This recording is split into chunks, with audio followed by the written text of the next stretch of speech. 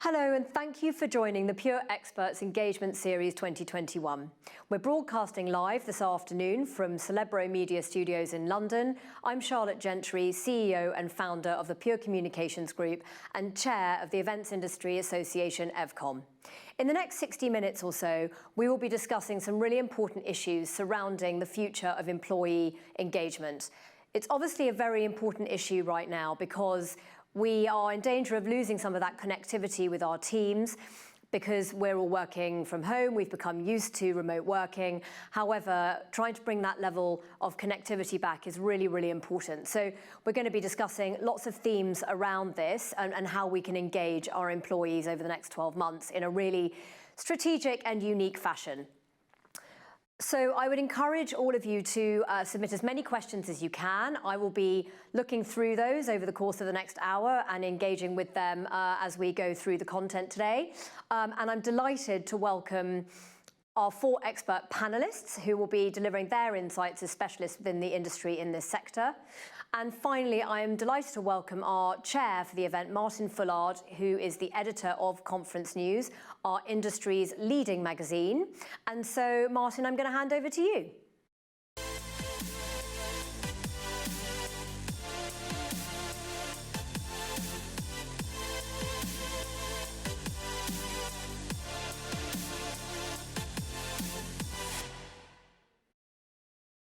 Thank you very much, Charlotte, and welcome to everybody tuning in to what I'm sure is going to be a very insightful discussion.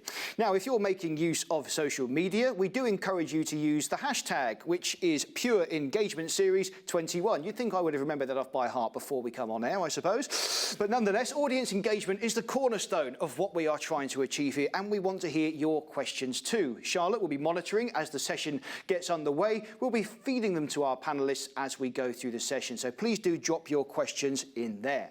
So before we meet our panellists, I think it's probably a good idea for me to give you a quick update on where we are, generally speaking, in the events industry right now. Still in national lockdown, it is not yet clear when live events will be able to run. Certainly, if you look at some major conferences and exhibitions, most of them have pushed back towards at the end of the year. September is starting to certainly look a little bit more promising. However, there is a possibility that we could be seeing small to mid-size events happening as soon as the summertime. The G7 summit, which the government announced earlier in January, is going to be taking place in June in Cornwall. Now, that is a very interesting step forward. Certainly seems to suggest that some manner of events are going to be allowed.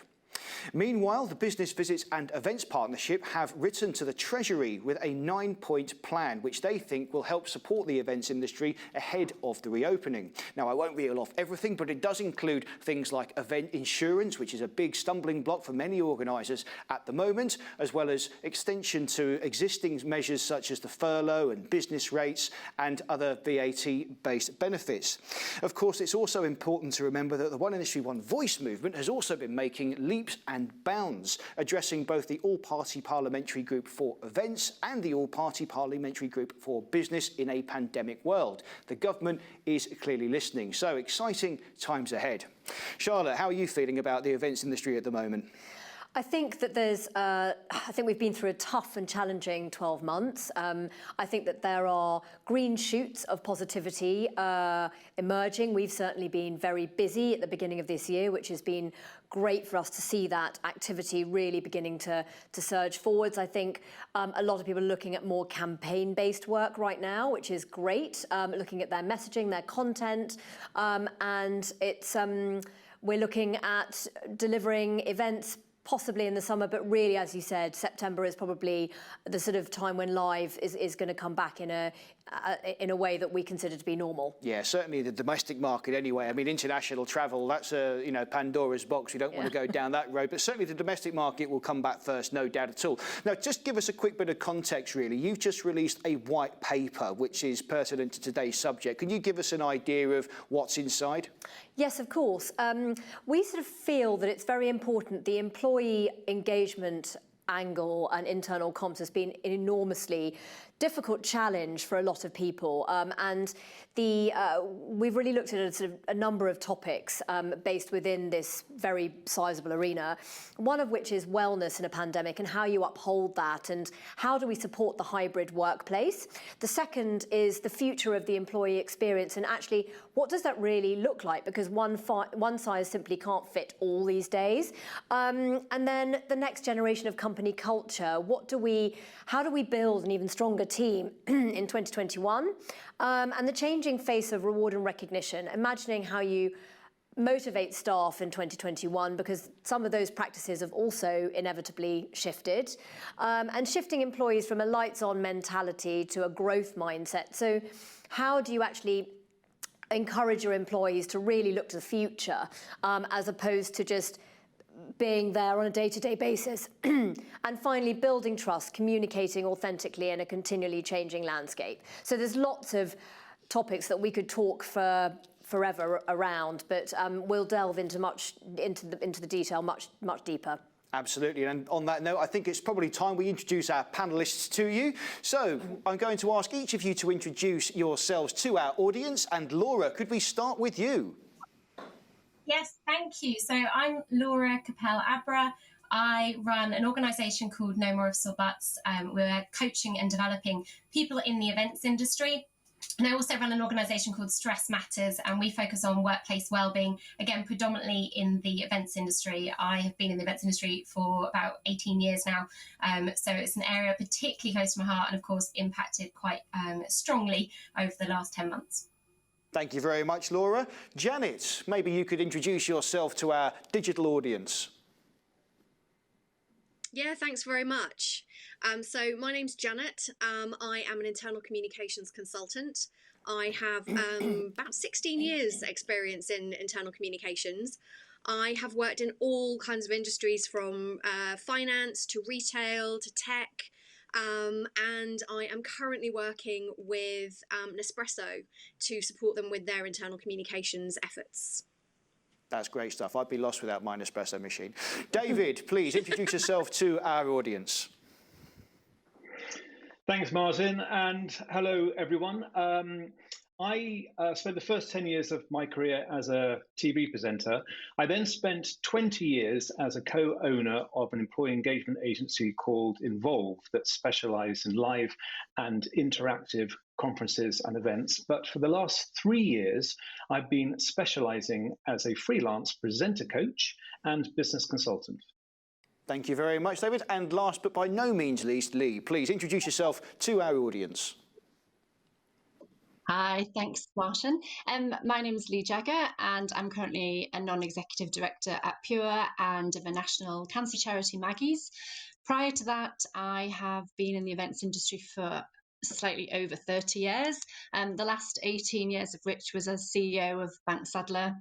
At the time, was one of the largest UK event management agencies with offices in Europe, China and the US. And we spent a huge proportion of our time supporting clients around their employee engagement programs, so reward and recognition, kickoffs, incentives, the whole gambit, really. Excellent stuff. Right, so we've got a wealth and breadth of experience from all different corners here. But I wanted to get the discussion started with talking about wellness in the pandemic generally and supporting the hybrid workplace. So, Laura, you have the honour of answering the first question, which I'm going to throw at you. What does employee wellness actually mean now? I mean, it's been an incredibly stressful year for so many people at different levels. Absolutely. I think, well, for me, in theory, it's not changed at all. Employee wellness is extremely important, and from my side has always been very important. But I think what has happened recently has really shown some of the cracks there were in our previous approaches in terms of wellbeing. I think a lot of companies previously used to take it as a very baseline, kind of very tactical approach, if anything. They'd rely on fruit baskets and the odd yoga class at the office and kind of hope that was good enough.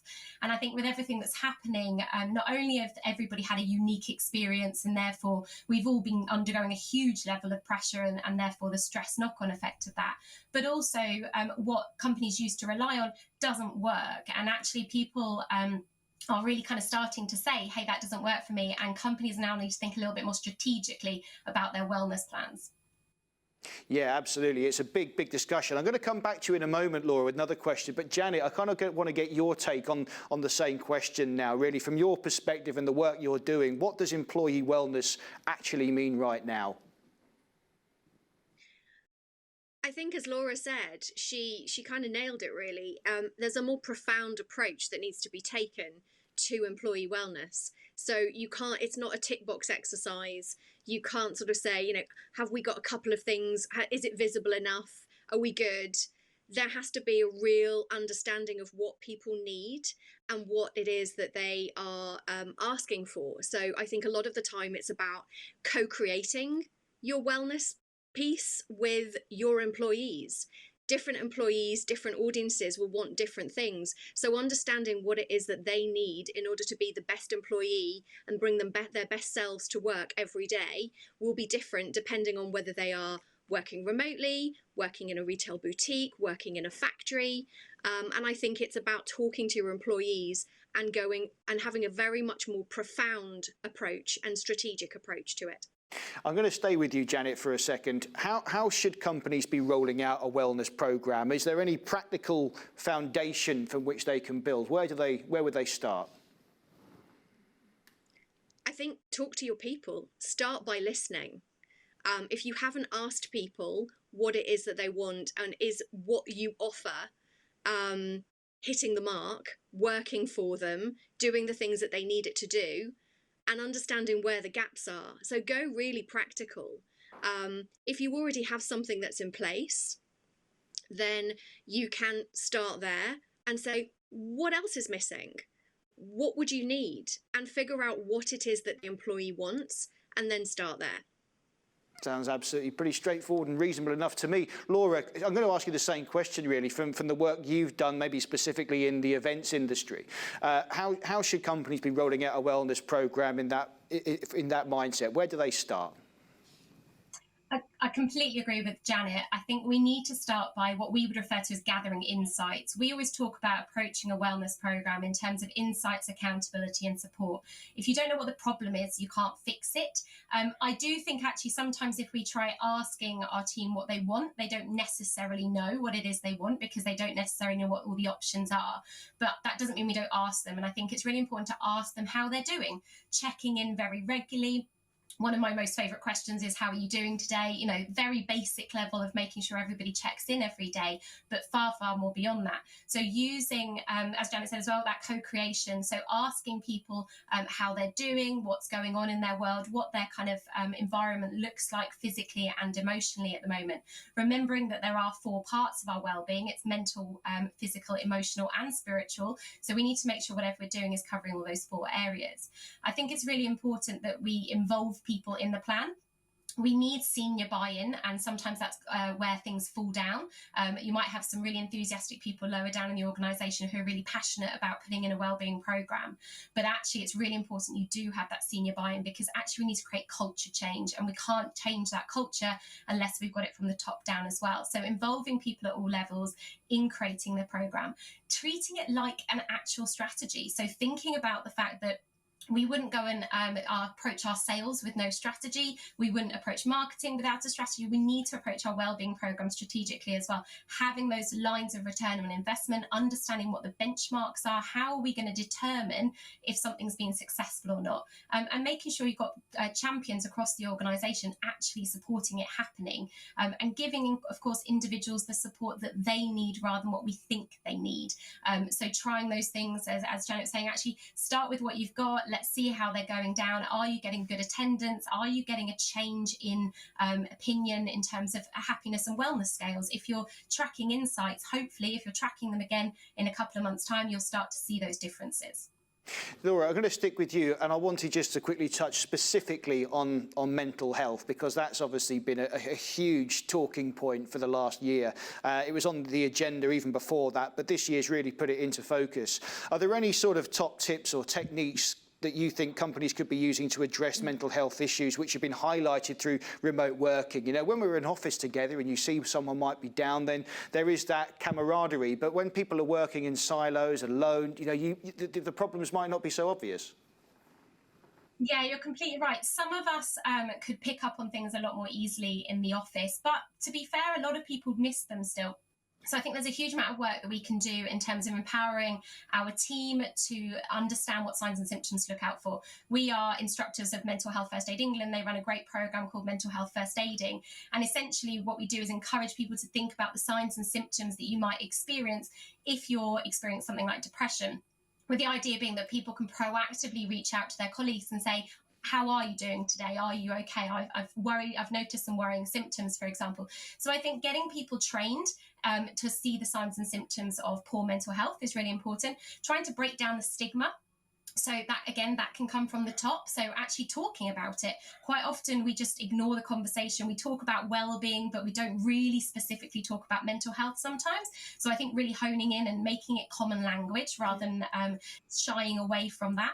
I think also thinking about some real basic things. I mentioned about checking in with people. One of the things that we really like to do and encourage is asking somebody, in their team meeting, on their Teams or their Zoom call, what their high and low of the last week has been. So by asking that very basic question, what you could do is you get a bit of a sense of, rather than just saying, I'm fine, actually, have they found some highs? What have the lows been? How much have those lows impacted them?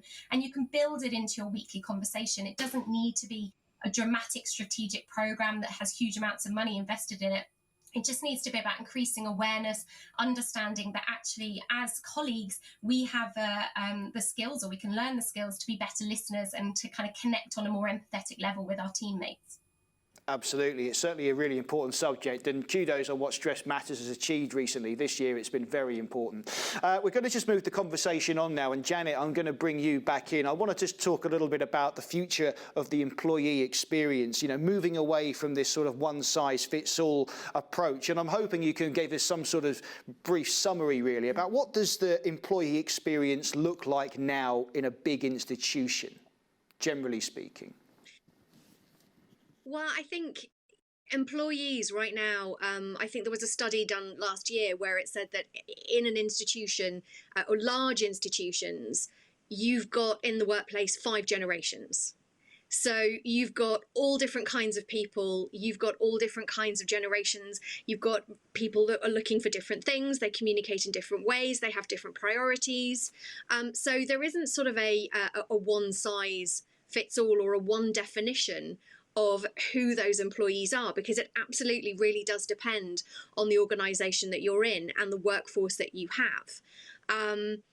They all have different expectations, they all have different things that they're looking for, and some of them have different priorities. So it's understanding who your people are, and in internal communications, which is my discipline, if you don't understand your audience, then how can you be providing them with the things that you need to provide them with? Or how can you be communicating with them in a way that will resonate with them, that will have impact and will get the message across and connect the dots that you need to connect for maybe the senior leadership who have set you, that have a message that you need to get through.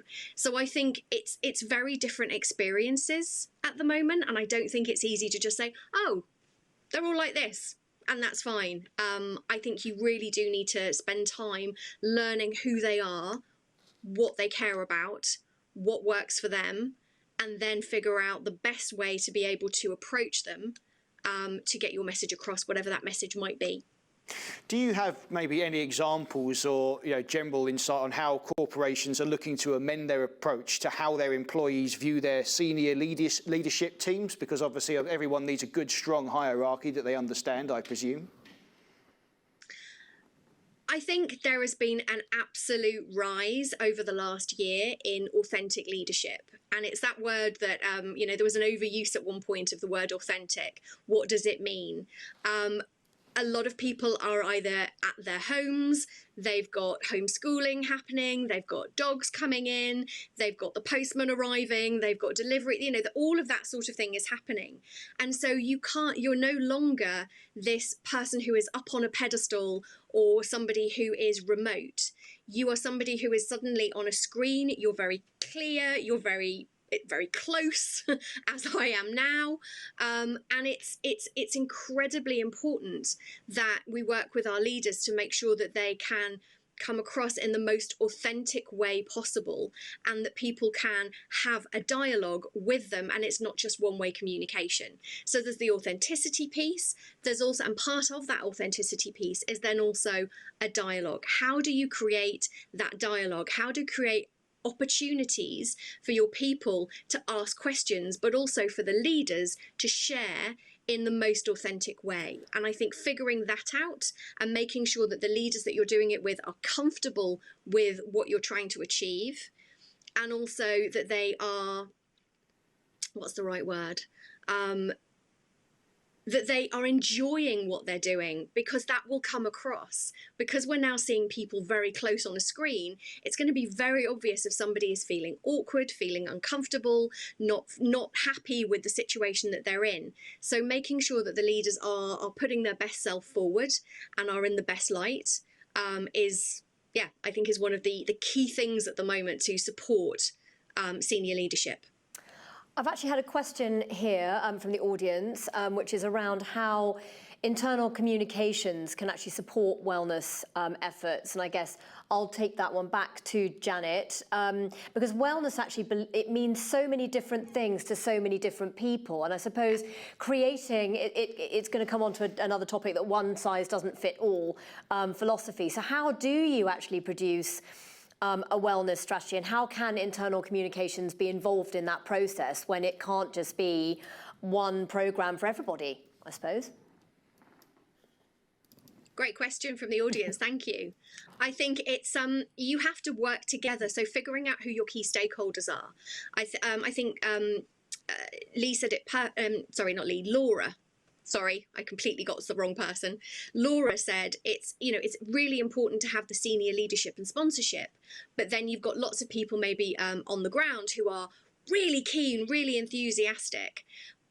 What you've got to do is identify your stakeholders, figure out who they are, make sure you've got some social influencers in as part of that, and understand how do you then put that together. And your your stakeholders will be HR, they might be diversity and inclusion, they might be, it's always good to have some senior guys on the team as well. So getting that key group together, figuring out what it is that you want to achieve, what are the outcomes that you want to achieve, and then trialing some of those things out. Once you've listened to your employees, bringing those two things together and figuring out what is it that actually is going to work here? What is the simple things that we can do? What's the stuff that's going to require more investment or is going to require more training? And then blending that approach, making sure that there is some immediate, visible stuff happening that actually still achieves the objectives and the outcomes that you want, and then working hard on some of the other stuff that's going to take more time, like training people to become mental health first aiders. Is it? So Janet, I think it's. Sorry, Janet. Is it always driven from the top down, or how much does kind of people power come into this? It's not always driven from the top down. What you need is senior leadership sponsorship, and if the senior leader puts time behind this, then that sets a tone, and it sets a cultural tone, and it also gives permission for the rest of the organisation to say, oh, this really is important. But it's absolutely essential for you to be able to see across all levels of the business, getting all levels of the business involved so that this works for everybody. Absolutely right. That sounds very fascinating. It's a really important point, because we can't afford to ignore our employees. I know there'll be many businesses out there who'll be, concentrating on generating sales and focusing on the clients, but don't neglect your employees. They're the ones who are going to bring that business in and galvanise your company. Absolutely. Lee, I want to bring you into the conversation now as we kind of talk about the next generation of company culture. Building an even stronger team in 2021. Now, for many businesses who have had to make large redundancies, how do you continue to motivate the existing team members and rebuild that kind of company culture? It's been an incredibly difficult year for so many people. It has, absolutely. And I think, a strong company culture is something that is the holy grail, even just in normal times that we're all facing at the moment. It makes it incredibly difficult. But I do think a lot of what Janet and Laura have touched on really feed into that. So it's the authenticity, it's the honesty, it's the clarity, and I think some really clear, regular messaging really goes a long way to support that. I think, historically, perhaps you relied on a lot of social engagement activities. So whether it was down the pub on a Friday night, whether it was bowling, whatever it was. And that's how you sort of really got a feel for what was going on. And obviously that's off the agenda for now and for possibly for the foreseeable future. So you've really got to be really mindful as to the plan that you're putting in place. And I think that's the important thing. You have to have a plan. I listened in on the customer experience session that you ran this morning.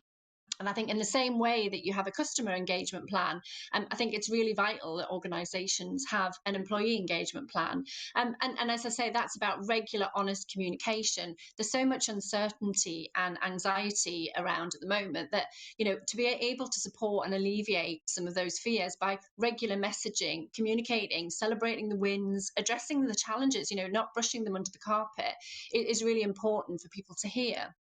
I think, both of the ladies earlier talked about, you need to rethink everyone's environment.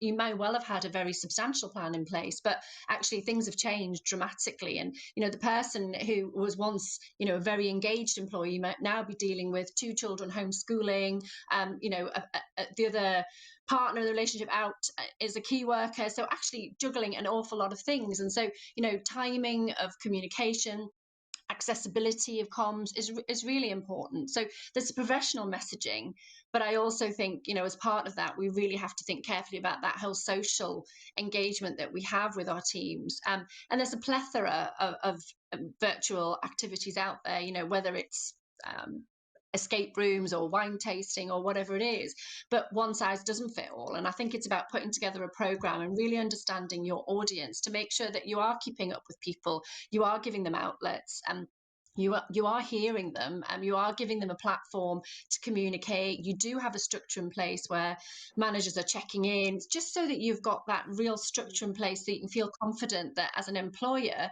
you're doing everything you can to support. And, that in itself then engenders a really positive workplace culture. So how then do we sort of build a strong team that could weather any real storm? I mean, there's been a lot of merger and acquisition activity over the last year because of the pandemic. No doubt there'll be a lot more as, companies either merge or, and whatever else. I mean, how does that sort of change company culture? And, when you have 2 companies come together, how would you actually manage that? I think very carefully is my honest answer to that. Having been in a position where I've done it in the real face-to-face world, it's never easy at the best of times. So I think it's very careful planning. It goes back to that communication.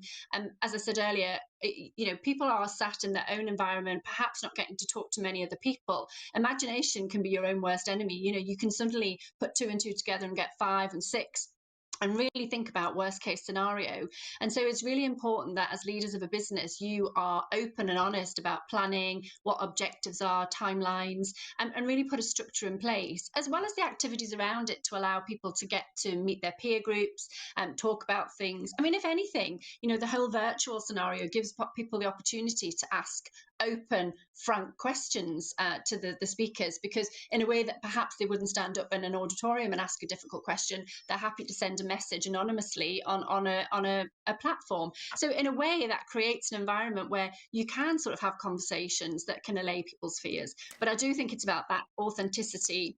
And it's about, the culture that says this is okay, we're in this together and this is what we're doing and this is our plan. And obviously those plans are going to change. I mean, on a monthly basis, we're seeing our restrictions change and companies are having to react accordingly. But the most important thing is that they are then communicating out to their teams and they're having conversations around that and the impact that it's having on their work-life balance. We've had another question from the audience, which is a really, really good question. And I'm probably going to direct this one to David, because it's whether or not you can actually coach authenticity in a digital world. Is that something that's actually easy to do? And Nikki's also made a good a good point here that, culture sort of depends on how genuine and authentic senior management is, and how they behave, and what their cultural values look like, and how they're actually sort of activating those. So I guess, David, the question is, is it possible, as we're all online and we're all digital these days, can you actually coach that in this world? I believe you can. I think let's face it, we're all fed up of Zoom and Microsoft Teams and all the other things that we've got at hand at the moment. But yes, there are techniques that you can learn. And I've noticed over the past year or so, I mean, thankfully, I've been inundated with requests, which has been great, because it's a very uncomfortable environment to be in. So it's very hard to be authentic if you feel uncomfortable. I mean, let's face it, there was a time when it was only senior managers or leadership team who had to present, who had to learn the techniques. These days, we all have to somehow, because we're all talking online, we all have to come across as being authentic. And I think what it's done with all this new technology that we all have to very quickly learn to use is it's actually made people feel quite uncomfortable. And I think a lot of people have lost a lot of confidence in themselves because they're being asked to do something they wouldn't normally do under normal circumstances. So what I've noticed is once people do learn the techniques to be authentic and to start to use the tools at hand to them now effectively, it completely changes their whole thinking about how they can be impactful. It gives them a new skill, and also a sort of byproduct of this, I guess, really, is that I think if you do allow people to learn these skills and you give them the opportunity to do it, it also demonstrates that the company is investing in them. And right now, people are looking to the future. It's not just about the now. We will all get through this mess eventually. And I think what people are thinking about is the future. So I think it does have a number of different uses if you learn the skills that we all need to have at the moment about being authentic using Zoom, Microsoft Teams, etc. I've actually had another great question from the audience, which is, as part of the employee experience, do you think we're now able to actually give feedback to senior leaders? And I would direct this question to Janet, probably, having worked in some very sizable organisations such as Apple. Is it possible actually to do that kind of survey work to be able to feed back to senior leadership about how they're delivering values and what that communication actually feels like down the food chain? Yes. In one word, yes. David was talking about authenticity, and I think it's about giving people permission to be themselves. There's been a lot of previously, we put suits on in order to go to work. We make sure we look a certain way, and therefore we have to present in a certain way. And actually what you can be is you, because you're the person who has the skill set in order to do what you're doing. You're the person that has been chosen to do this role. So you can be yourself because actually you were good enough to get here in the first place. Opening up, it's also then about working with leadership to understand how important that feedback can be and how important that feedback can have an impact on what you're doing and how you're doing it, and how it can really support your business. If you don't have an open dialogue with your employees, I would strongly recommend that you start figuring out how to get one immediately, because this is everybody's business, not just the CEO's business. It's everybody's business, and everybody should be bought into why this is important, what needs to happen, how you need to do that. In order to do that as well, there's one other thing I think that's really important when you're having that open dialogue, is giving leaders permission to say, you know what, I don't know, but that's a really great question and we're going to find out, or we're going to put something in place to figure out what that looks like. It's not a senior leader's job to have all the answers, but it is their job to give the vision and the purpose, and to make space. If there is a really great idea, or there is something that gets brought up and they go, that That's genius. Make the space for that to be considered, understood, workshopped, worked out, all that kind of good stuff. That is, I think, essential. So one word, yes. That was quite a thorough answer. Very good for elaborating over yes, absolutely. Laura, I want to bring you back into the conversation now as we kind of discuss the changing face of reward and recognition and reimagining how to motivate staff in 2021. I mean, as far as you're concerned, what key techniques are becoming prevalent, to use in the absence of face-to-face interaction, bonuses and rewards and that sort of thing? Yeah, I think it's, as you say, it's a very difficult time to try and work out what people need. And I think where we've previously just relied on a good old piss up and said, pat on the back and well done and that's good enough. Of course, we can't really do that now, and it doesn't flow through for what people need. I think listening to individuals, we've touched on that quite a bit so far, but I think it's really important with reward and recognition as well, that if we understand what's going on in our team members' lives, we can then match and support them as they need. So actually, reward and recognition might not be quite as flashy as it used to be, but hopefully it's actually a lot more practical and a lot more authentic, going back to that word we've just been using. So actually thinking about, do you know what, actually if somebody's doing a great job and maybe they were working the whole time, they haven't been furloughed, you've got people coming back into the business who have been furloughed, you've got a bit of a kind of clash of people that have very different levels. Some might be in burnout, some might be in bored out.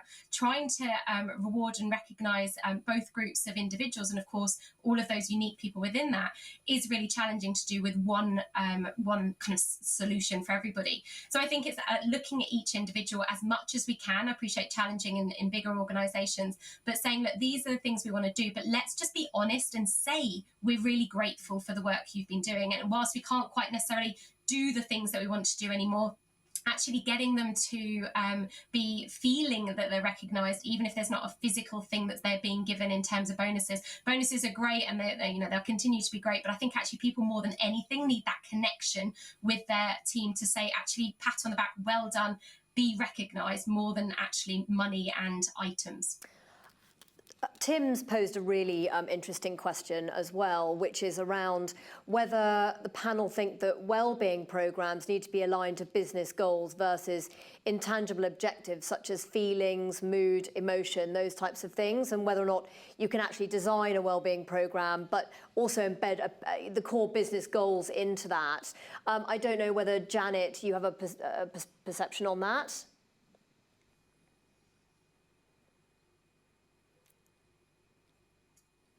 Or Laura, perhaps you'd like to pick up this question instead. Yeah, no problem at all.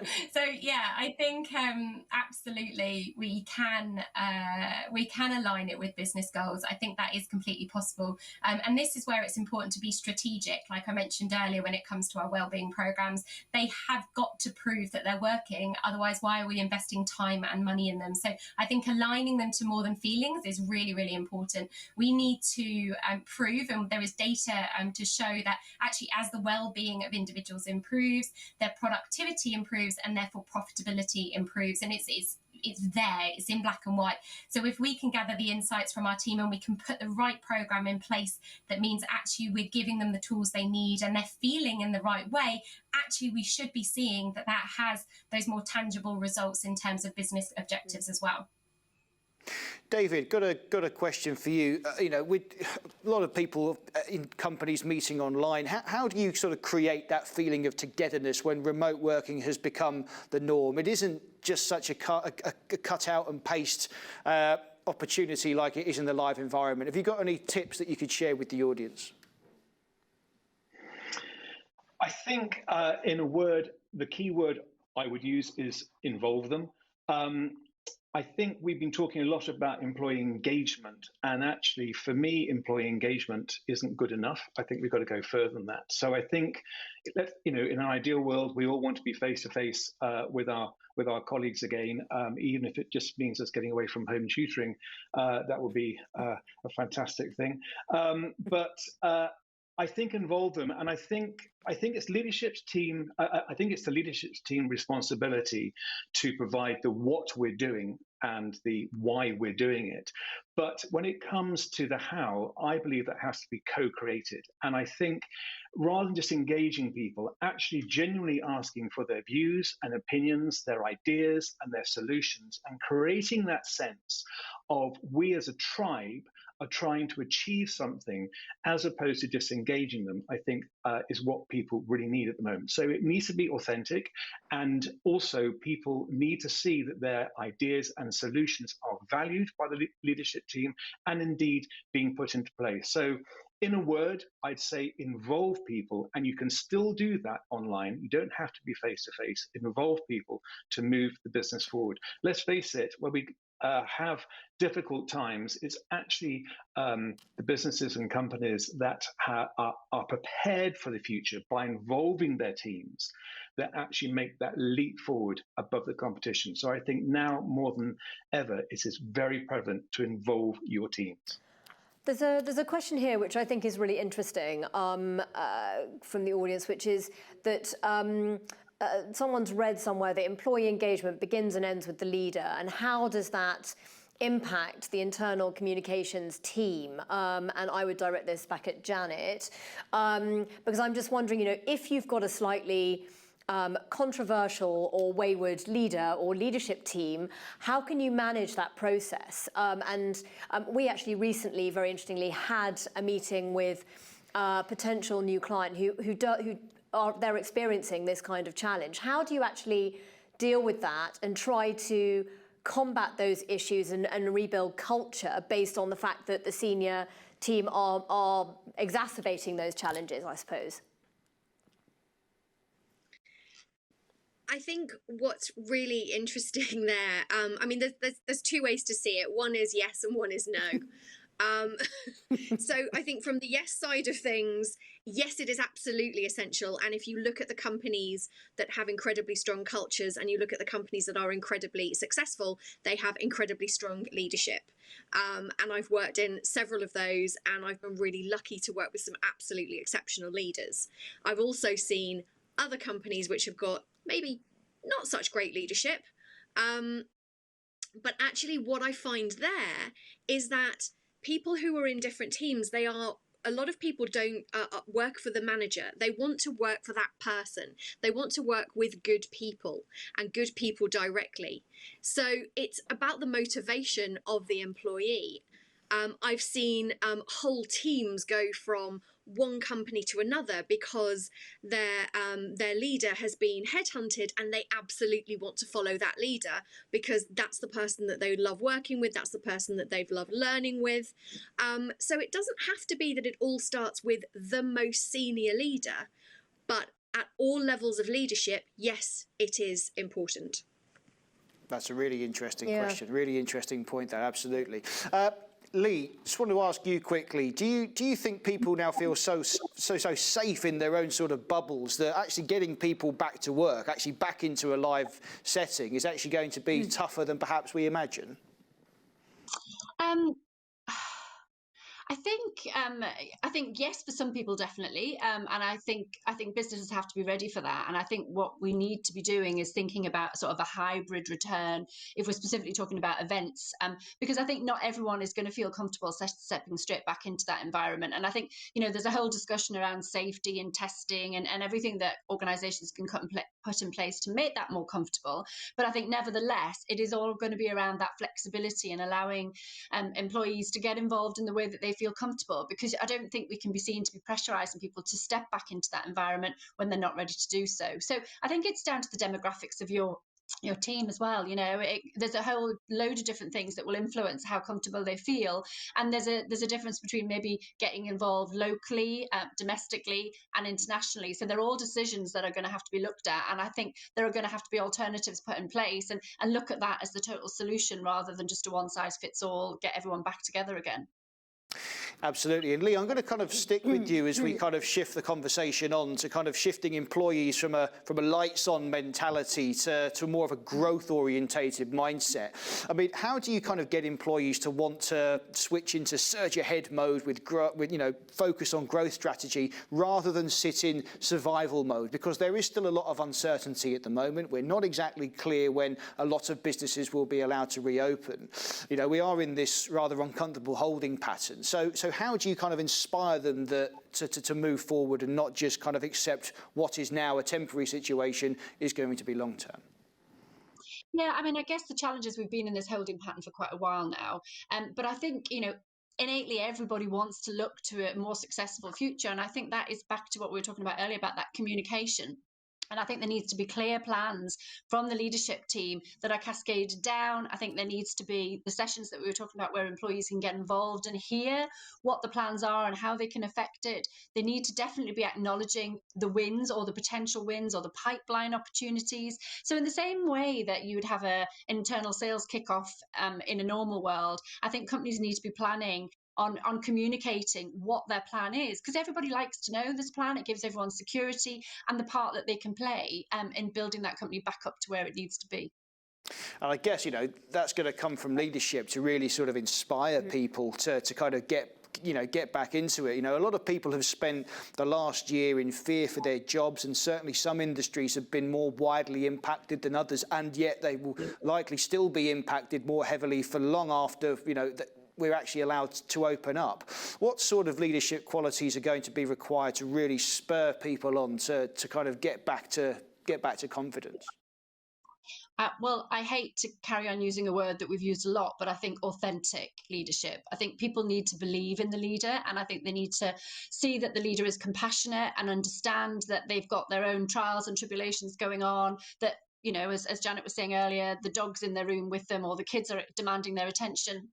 And I think they need to believe that the leader understands that and is happy to be flexible and work around that, and that they're leading by example. I don't know if you saw, there was a piece, I think it was Axel Heffer, who's the CEO of Trivago. He was on a BBC News link with his child sat on his knee, right? And you would never have seen that before. I mean, and I think that speaks volumes as to the fact that that's how people are working now. And if it's all right for our CEO to be doing that, then it's all right for me to be doing that too. So I think, authenticity in a leader is really important at the moment. You need to believe, and I know we keep going over the same things, but it's having trust and belief in that, because you don't want people there just because it's the only job they can get at the moment. You want people there who believe in your organization and have pride in it, because that's what's going to get us through, right? That's, that when it comes back to a buyer looking at who they're going to work with, they're going to want to work with the teams that are engaged, who do believe in it, who do speak passionately about your brand. And in order to do that, you've got to believe passionately about your brand.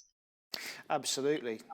I think there are probably quite a lot of people in the audience who are quite interested to hear more from an events perspective. How they're going to motivate and engage employees through the realm of virtual events, because I think that's a major challenge. I think there are a lot of activity-based experiences out there, and a lot of people are trying now to find more and more stuff. And we've certainly encountered quite a few conversations at the beginning of this year where we're talking to clients more about how you build that campaign-based, those touch points, and more of a campaign-based approach. And Laura, I just wonder whether or not you have any views around this, because I think people are really challenged with how they're going to actually engage people virtually. And what that looks like, and whether you've had feedback from some of your clients around this, and what tips perhaps we could give people.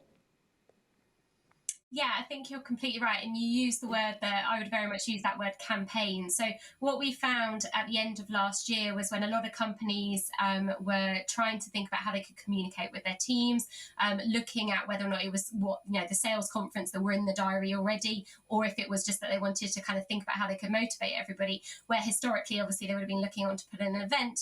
They had that kind of challenge of, do we put a big virtual event on? Do we do something different? Now, some of the big virtual events have been going down extremely well. well. What we have found, though, is the companies that we work with, there's actually been more success in the more campaign-based approach. So going on the basis that life gets in the way sometimes, you might have a really bad internet connection that day, or there's something going on that day. What we've found is actually when companies are breaking down those big celebrations into more regular but still substantial size virtual events where they're getting people engaged, so they're doing a lot of home delivery packs, they're tailoring those packs that are going out to people's houses for, how many people are in the house, whether or not they drink, whether or not they don't, what kind of food they eat, and actually really considering each individual when they send out that pack to the house and bringing them online to do something at the same time. And we're seeing a lot of the companies that are doing that kind of approach, the individuals, the employees are feeling they're feeling heard, they're feeling special because what they're being given is right for them, but they're obviously coming together in that online setting. So I think there's still absolutely a place for events. I think we need to be conscious of when the big kind of all the company on one big call works really well. But actually, sometimes it's some of those smaller broken down ones where actually you can be a bit more flexible with the needs of your team as well. I mean, certainly. I mean, I've heard some horror stories of big businesses producing kickoffs in the same way that they would have produced them live, but actually they've just turned them virtual. And people have been doing 5 days of conference and 6 hours a day. And, internal teams have decided this is the way forward and there's no way they can engage people that way. And so I think, am I correct in thinking that, people are needing some advice and some guidance on how to format these experiences and actually how to utilise them in a way that's really going to engage people, not knowing what people's personal circumstances are? And actually, are we adding that extra layer to people's days of saying, do you know what, we're all going to get you together for a cocktail social at sort of 5 o'clock or whatever it is, or whatever the experience happens to be, or another escape room? Are we just actually making it more complicated? I don't know. Lee, what do you think around that? I think there's definitely a time and a place for a whole company communication. Just back to the conversation that we were having earlier about, even just the M&A scenario. You want to know that if there is a message going out that everybody is hearing it in the same way and it's not being filtered by other people. I think what we do need to do is be mindful of the fact that everyone can't log on at, say 9 o'clock, because that's when homeschooling starts and people are doing other things. So I think there needs to be those live communications with the recordings that are whole companies. I think what we then need to do is to have a real serious think about how you can disseminate and discuss the output from that in smaller, more manageable groups. I mean, they don't have to be tiny groups, but it does need to be a group where people feel that they can be heard and they can ask questions and they can work out what is pertinent to them. So I think, Laura's exactly right. I think one size doesn't fit all, but I think there needs to be a mindfulness around the fact that people want to hear the same message. You don't want one group of people going off and thinking one thing and somebody else interpreting it slightly differently. So there's definitely a place for that whole communication, but it's then how we then segment and bespoke to make sure that everyone's getting the right information in the right way at the time that they want it. Laura, could I bring you back in, just putting you on the spot a little bit? Stress Matters has done some fantastic work in the events industry over the last couple of years. Certainly this year, it's really kind of proved its worth. But we very much generally focused on the employee levels of stress and how to look after them. What about the employer? At the end of the day, the employer is the leader of the company. Everyone's looking up to them for guidance on, the company culture. But if the leader's feeling the pinch and feeling the struggle, then, that's a big responsibility and can make things worse. Have you got any advice to help team leaders and employers? Yeah, you're completely right. There's a huge amount of pressure. And I think for us, we're always trying to encourage everyone to remember we're each individuals. It doesn't matter what your job title says. It doesn't matter how much you get paid or what you do every day. We're each unique people, and we each have unique circumstances. And so absolutely, if you are going through a huge amount of pressure being the founder or being the person that's the senior leader in a business, of course, there's going to be a lot of pressure on your shoulder, particularly if you've got to make more challenging decisions on things that will impact other people's lives. we do things like mental health for line managers, and the reason we do it in the way we do it is that actually we think about you as managers. You need to be in a good place before you can really help others. So to your point, yes, there's a lot about employees, but I think it's really important that we give the leaders and the managers the skills to understand their own mental health and well-being, and understand what happens to them, that actually if they're not feeling too good, do they snap at their team? Do they make or they don't make decisions fast? Do they make decisions fast? What happens to you as the leader when you're feeling the pressure, and how are you recognizing and how are you dealing with that? I think it's super important, whatever level the individual is at, is to have those skills of self-awareness to say, right, I am experiencing stress right now. This is what I'm going to do about it. So I'd always encourage leaders to take themselves as seriously and as importantly as every single team member, because it's that whole thing. It's really cheesy, but if you're on a plane, back in those days, we could go on a plane, you get told to put your oxygen mask on first and then help others. And it's a very similar thing. I'm not saying leaders shouldn't help anyone until they're completely okay, but actually recognizing that you're going to make better decisions as a leader if you are in a better place. Like I said before, if your well-being increases, your productivity increases, and therefore the profitability increases. And that's really important if you're a leader. Thanks, Laura. And David, I just wanted to come to you really for a couple of almost closing remarks, since the clock is against us. There's been some interest about what you said regarding authentic communication. Do you have any sort of cut out and keep tips for our audience on how you can actually really create authentic communication techniques that inspire your team? It's like learning any other skill. I'm sure when you were 6 years old and you first learned to ride that two-wheel bike, it was a terrifying thing, and you never thought you could do it. But there are so many tips and tricks to be authentic. I don't think I've got the hours that I need now to go through them all. But like learning to ride that bike, once you learn it, you keep it for life. So you also need to show trust as well. It's something that I think we've been talking about earlier, that actually you need to build that trust by being authentic, and it can be broken if you don't continue to show that trust. So with regards to little techniques right now, I think being authentic, demonstrating trust and earning that trust is absolutely key in leadership right now. And if you'd like me to help you at all, then do have a look at my website, and I'd love to take you through all sorts of authentic tips. Well, that's the thing, isn't it? I think the message there is actually that it shouldn't be an act. Authenticity is authenticity, isn't it? Absolutely. Absolutely. Yeah. Yes. Yes. It's something that you have to learn. As I said, like learning to ride that bike, you can't just get on and just ride it straight away. It's something you've got to practice at. But once you get it, it's a skill that you have for the rest of your life. Sounds pretty good to me. OK, guys, well, thank you very much. I'm going to draw the debate to a conclusion. And Charlotte, there's some really interesting snippets of information there. Don't you agree? Yes, absolutely. And crikey, we could talk all afternoon about this topic. I mean, it's an expansive topic to give insight into, and thank you very much to all the panellists for doing a fantastic job. I thought it might be really helpful just to focus in on some key points and some key takeaways for our audience, which are surrounding wellness, have mental health first aiders, and perhaps tea and coffee talk roulette sessions, create sense of unity, but accept everyone is having a different experience right now, because you can organise activity fundraisers, link teams into Strava, have intercompany competitions, get people outside, and you can involve children and shouldn't be afraid to do that now. Take a people-first approach. People are in the same storm, but just different boats. Create experiences for different audiences, some working from home, some in an office, some have families, and some people are living on their own. Creating solutions as a team is really important, not necessarily from the top down, and give CEOs the space to be an authentic leader. Consistent messaging, clear purpose, open and honest, not heavily scripted video and presentation content. That's very important. Remote working has been good for internal communications with the rise of huddles, town halls and conferences. Social enterprise platforms are also great. And get everyone behind a clear purpose and goal. Put people first. They have good days and they have bad days, and we all have to be very mindful of that. To build trust, the business values must be demonstrated consistently by leaders' behaviours. Maintain a tribe mentality because it evokes leadership. Clear communications and regular updates. Celebrate wins and acknowledge losses. Recognise individuals for the part they play. Tailor support to individuals in 2021 and understand each person's situation.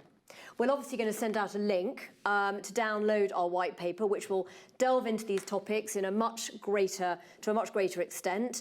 I know there are quite a few questions that have been asked, which we haven't had a chance to actually get round to answering today. So please do email me, charlotte@purecomsgroup.com. I'd be delighted to answer any questions you've got, and especially around how to create those experiences online and indeed the touch points through a campaign-based structure, which I think a lot of people are really struggling with at the moment.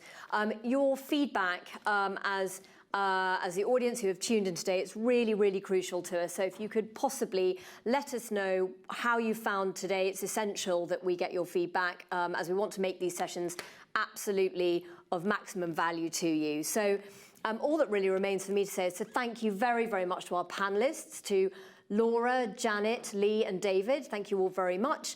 Thank you also to Celebro Media Studios for hosting us today. And finally to Martin Fullard as well for chairing the session so brilliantly. And we hope to see you all very, very soon. Thank you very much, Charlotte. And just for my takeaway point from that is I think if you are a leader and you are feeling the stress, don't be afraid to get in touch with someone to help, because that will make a difference to the rest of your team. Charlotte, thank you so much for having me. Thank you for having us. Thank you for tuning in.